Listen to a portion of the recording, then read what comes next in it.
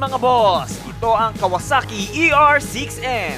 Ito ay modern big bike na tanyag noong 2010s lamang, na hanggang 2017 ay gumagawa pa din ng Kawasaki nito.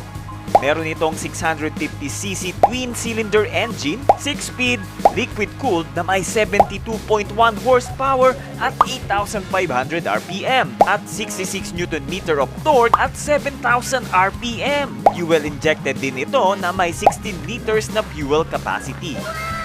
Noon, ang brand new price nito ay nasa almost 400,000 pesos. Pero nabili ko to noon ng second hand sa halagang 225,000 pesos. Pero ngayon, makakabili ka as low as 150,000 pesos to 200,000 pesos. Second hand syempre sa marketplace. Maging ang fairings version nito na ER6F, also known as Ninja 650, ay may ganyan ding pumapalong presyo.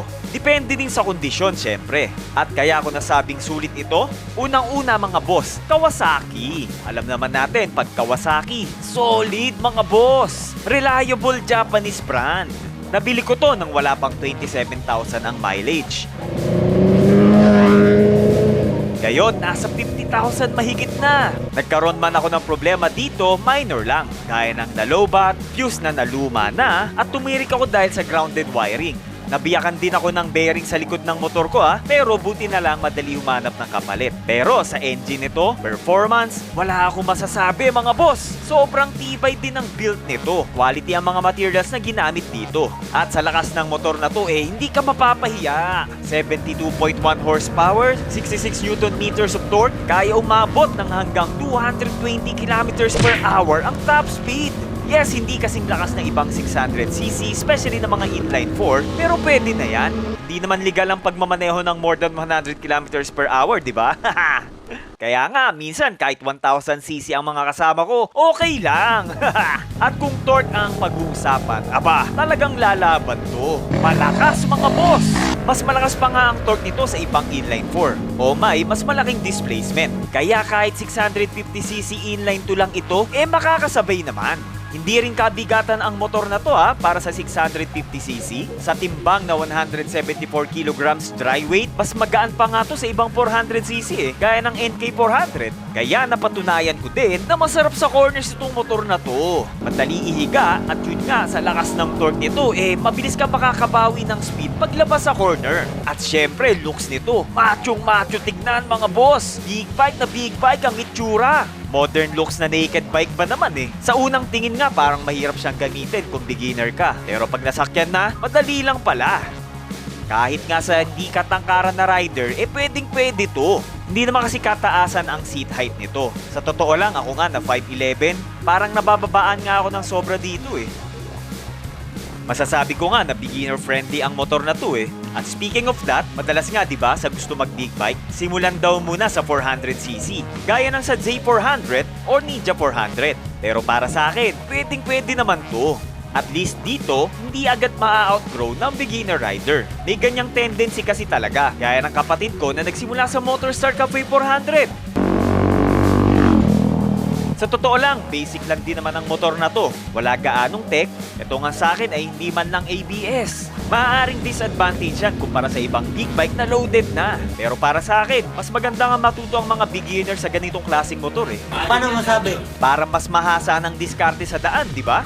Ops, pero hindi ko sinasabing pang beginner lang to Pwedeng-pwede to sa mga matatagal nang nagra-ride. Gaya nga ng sabi ko, palag-palag to sa mga mas malalaking motor.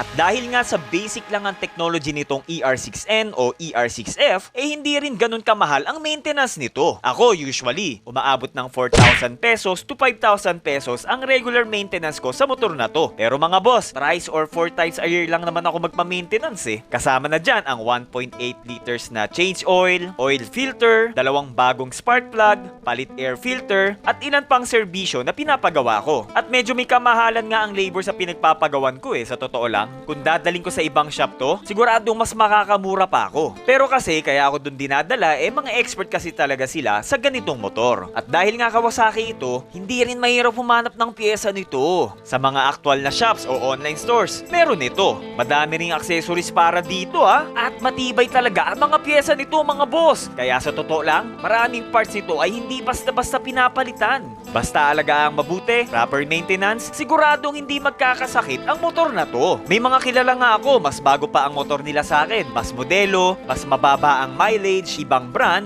pero nauna pang magkaproblema ng matindi kaysa sa motor ko. Kaya sa presyong 150,000 pesos to 200,000 pesos, sobrang sulit nito mga boss. Sa ganyang presyo, ano bang mabibiling second-hand big bike maliban dito? Madalas mga 400cc lang, gaya ng Ninja 400 at Z400. May mga Bajaj Dominar 400 pa nga na sa ganyan din lumalaro ang presyo. O kaya naman ibang brand gaya ng NK 400, Joke 390 na lumalaro ang second-hand price sa ganyan. Meron naman halimbawa ang CF Moto NK 650 na ganyan din lumalaro ang presyo. Pero syempre, reliability, sigurado ako sa ngayon, hindi niyan matatapatan ang Kawasaki. At mas malakas pa din ang power ng ER6N ko kumpara dyan ha. Mas lalo siguradong hindi reliable bumili ng mga lumang model na motor gaya ng mga 1990s pa or 2000s na motor sa ganyang presyo. May mga old model na motor nga, mas mahal pa sa ER6N eh.